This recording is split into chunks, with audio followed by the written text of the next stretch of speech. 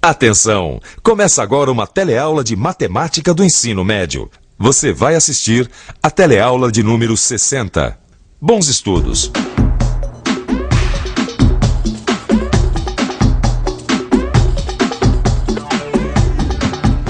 Olá! Você se recorda da nossa última teleaula onde a gente começou a estudar logaritmo? Pois bem, na teleaula de hoje a gente prossegue com esse assunto, aprofundando ainda mais os nossos conhecimentos sobre logaritmos, onde você vai conhecer a tábua de logaritmos. Vai conhecer também as propriedades dos logaritmos na multiplicação, na divisão e na potência. E por fim, vai saber usar as propriedades para calcular logaritmos de alguns números.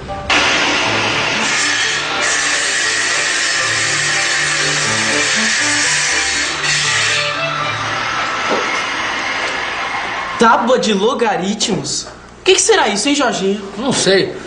Será que o Joaquim sabe? Vou perguntar pra ele. Ô, Joaquim! Diga! Vem aqui um pouquinho, por favor. Tô com uma dúvida. Você sabe o que é tábua de logaritmos? Tábua de logaritmos? Eu sei o que é. Mas antes, vamos ver um pouco da história dos logaritmos. Os logaritmos, como a gente já falou na teleaula passada, foram inventados na primeira metade do século XVII, para facilitar alguns cálculos complicados que a vida da época exigia.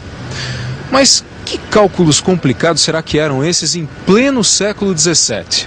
No século XVII, o homem mais do que nunca se lançava aos mares e oceanos atrás de novas terras.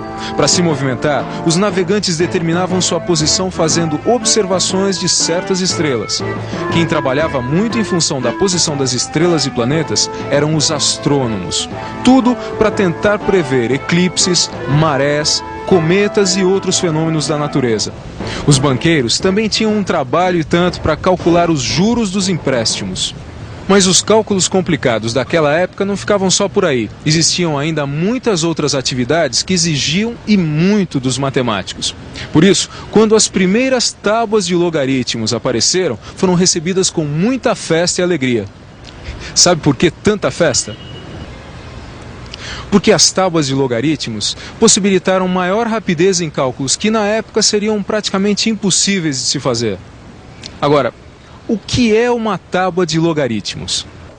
Uma tábua de logaritmos nada mais é do que uma tabela de duas colunas. Dá uma olhada aqui. Veja. Na coluna da esquerda a gente tem os números positivos e na da direita seus respectivos logaritmos. Veja, o número 36 tem como logaritmo 1,5563. E no que é que uma tábua de logaritmos ajuda a vida da gente? Ajuda, porque com essa tábua a gente pode substituir uma multiplicação por uma soma ou uma divisão por uma subtração. Substituições que facilitam os cálculos, porque uma soma é mais simples do que uma multiplicação, assim como uma subtração é muito mais fácil do que uma divisão. Não entendi direito. Como é que com uma tábua de logaritmos dá pra gente substituir uma multiplicação por uma soma? É simples. Em vez de a gente multiplicar 37 por 65, a gente pode pegar os seus logaritmos correspondentes na tabela e depois somá-los. Veja, o logaritmo de 37 é 1,5682 e o logaritmo de 65 é 1,8129. Somando os dois logaritmos, chegamos a 3,3811. Que olhando aqui na tabela, eu vejo que este logaritmo corresponde ao número 2405. Ou seja, 37 vezes 65 dá 2405. Nossa, parece mágica. Parece, mas não é. É matemática pura. Quer dizer que se eu tiver uma multiplicação entre dois números, dá para substituir por uma adição? Dá, do mesmo jeito que se você tiver uma divisão entre dois números, você pode substituir por uma subtração. Essas são algumas das propriedades dos logaritmos. Propriedades dos logaritmos? Vocês vão me desculpar, mas eu me perdi um pouco com essa história de logaritmos. Será que não dá para dar uma revisadinha, não? Perfeitamente! O que são logaritmos? Vamos rever sua definição? Quando um número está escrito como potência de base 10, então o expoente é o logaritmo desse número. Lembrou da definição? Não tem erro, dá só uma olhada nesse exemplo. A gente sabe que 10 elevado a 0,477 é igual a 3. Dizemos então que 0,477 é o logaritmo de 3. Viu como a definição é simples? De uma forma geral, a gente pode dizer o seguinte, que se o logaritmo de um número x é igual a y, então 10 elevado a y é igual a x.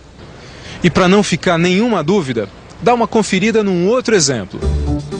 Se o logaritmo de 65 é igual a 1,8129, então a gente pode dizer que 10 elevado a 1,8129 é igual a 65.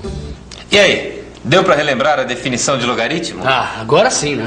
E as tais propriedades dos logaritmos, quais são? A primeira delas a gente já viu. É aquela que fala do produto de dois números? Exatamente. O logaritmo do produto de dois números é igual à soma de seus logaritmos. E isso se escreve assim. O logaritmo do produto de A por B é igual ao logaritmo de A mais o logaritmo de B.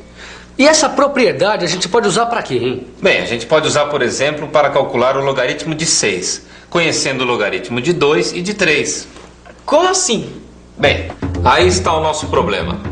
A gente quer saber qual o logaritmo de 6 e conhece os logaritmos de 2 e 3. A gente sabe que o logaritmo de 6 é igual ao logaritmo de 2 vezes 3, que é igual ao logaritmo de 2 mais o logaritmo de 3. Como a gente já conhece os logaritmos de 2 e 3, então a conta fica fácil. Aí está. O logaritmo de 6 é igual a 0,778. E essa é a primeira propriedade dos logaritmos. Que diz que o logaritmo do produto de dois números é igual à soma dos logaritmos desses números. E a outra propriedade? Essa a gente também já viu. É a que trata da divisão entre dois logaritmos? Exatamente. Ah, agora eu me lembro que o logaritmo do quociente de dois números é igual à diferença entre seus logaritmos. É essa mesma, que a gente escreve assim. O logaritmo da divisão de A por B é igual ao logaritmo de A menos o logaritmo de B. Mas vamos ver isso na prática. A gente pode calcular o logaritmo de 1,5 conhecendo os logaritmos de 2 e 3.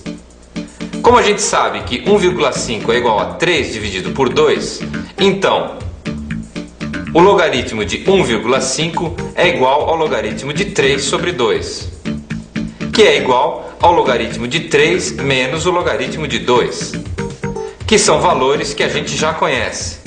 Logo, o logaritmo de 1,5 é igual a 0,176. Como você viu, essa foi a segunda propriedade dos logaritmos, que diz que o logaritmo da divisão de A por B é igual ao logaritmo de A menos o logaritmo de B. E a gente também já viu outra propriedade, a que diz que o logaritmo de um produto é igual à soma dos logaritmos. Mas será que as propriedades dos logaritmos param por aqui? É claro que não. A terceira propriedade é o logaritmo da potência. E assim como as outras duas, não tem segredo. Ela diz que o logaritmo de um número A elevado à potência n é igual a n vezes o logaritmo de A.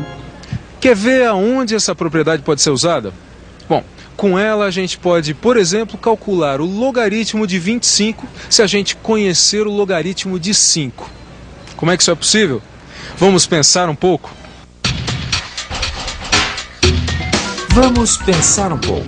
Se eu quero calcular o logaritmo de 25 e já conheço o logaritmo de 5, o que eu devo fazer?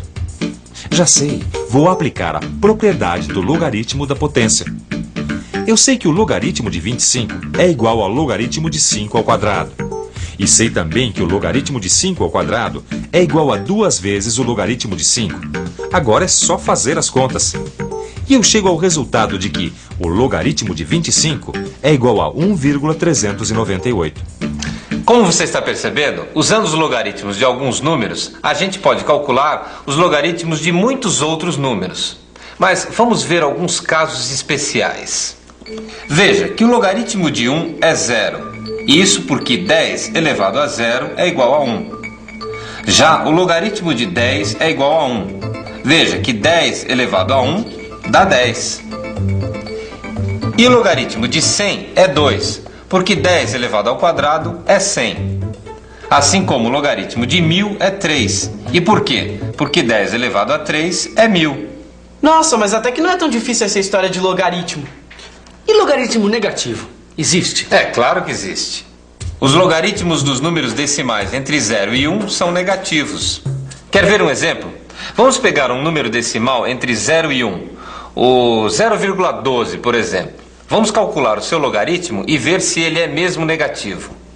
Eu sei que o logaritmo de 2 é 0,301 e que o logaritmo de 6, que a gente já calculou hoje, é 0,778. Então, acompanha meu raciocínio.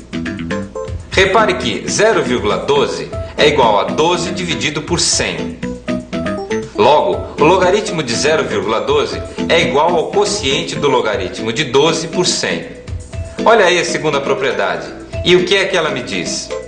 O logaritmo de um quociente é a diferença dos logaritmos. Só que o logaritmo de 12 é igual ao logaritmo de 2 vezes 6. Olha aí a primeira propriedade, que diz que o logaritmo de um produto é igual à soma dos logaritmos. Agora ficou fácil.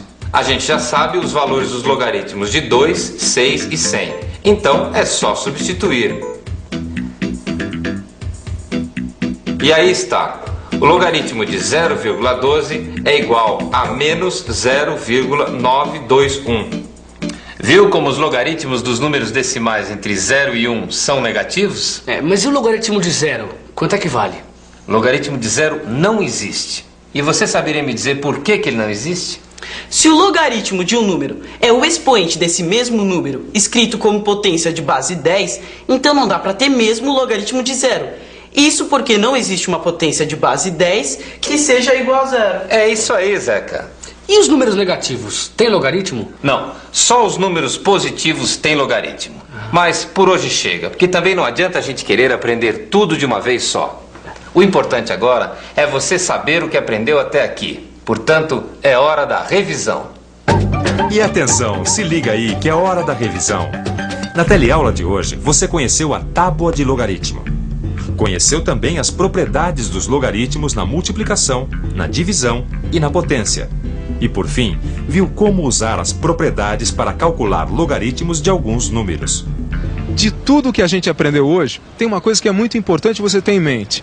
Conhecendo os logaritmos de alguns números, a gente pode, a partir das propriedades, calcular os logaritmos de uma infinidade de outros números.